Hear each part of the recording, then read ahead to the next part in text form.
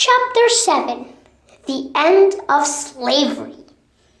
As the war neared the end of its second year, more than 100 battles had been fought, with many thousands of men wounded and killed.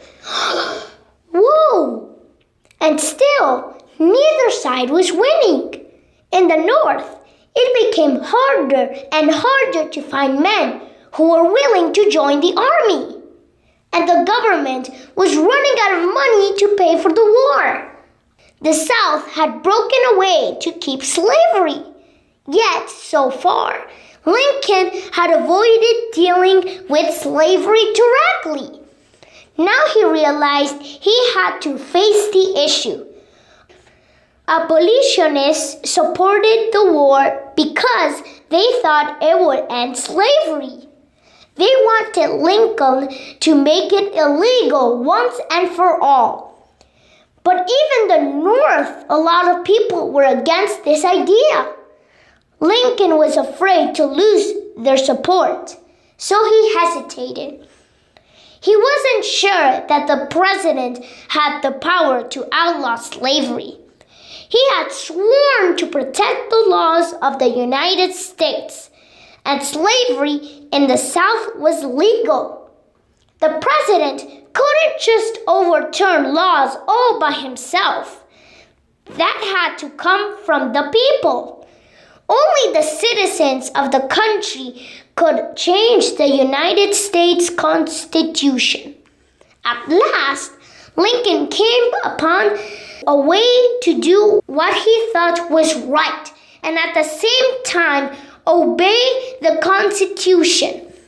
A country at war was allowed to seize property that the enemy was using to fight the war. Southern states were using slave labor in many ways that helped the war effort. Lincoln decided this was a good legal reason to take slaves away from their owners in the rebel states. Congress began to pass laws that chipped away at slavery. Slaves who escaped from rebel owners or were captured by the Union Army would not be returned to their owners. They were free. Woohoo! Then Lincoln decided to go further. Quietly, all by himself, he wrote the Emancipation Proclamation.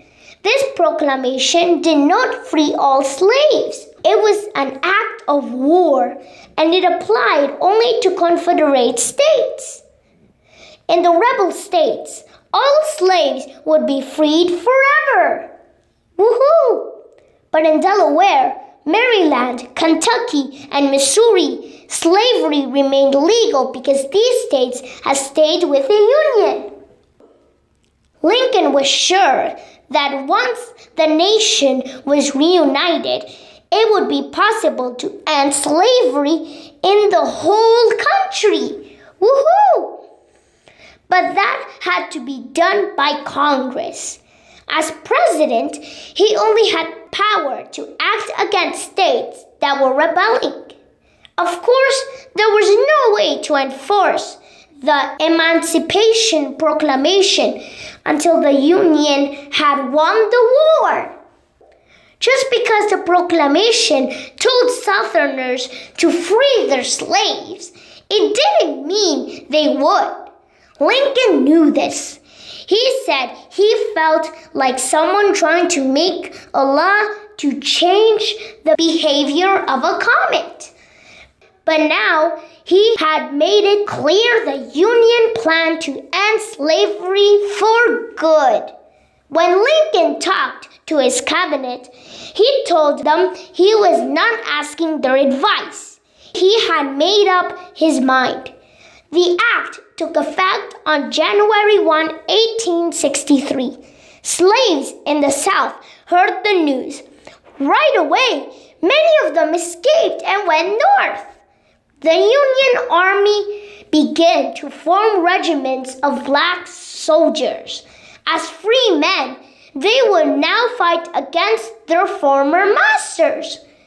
By By the end of the war, almost 200,000 blacks had joined the Union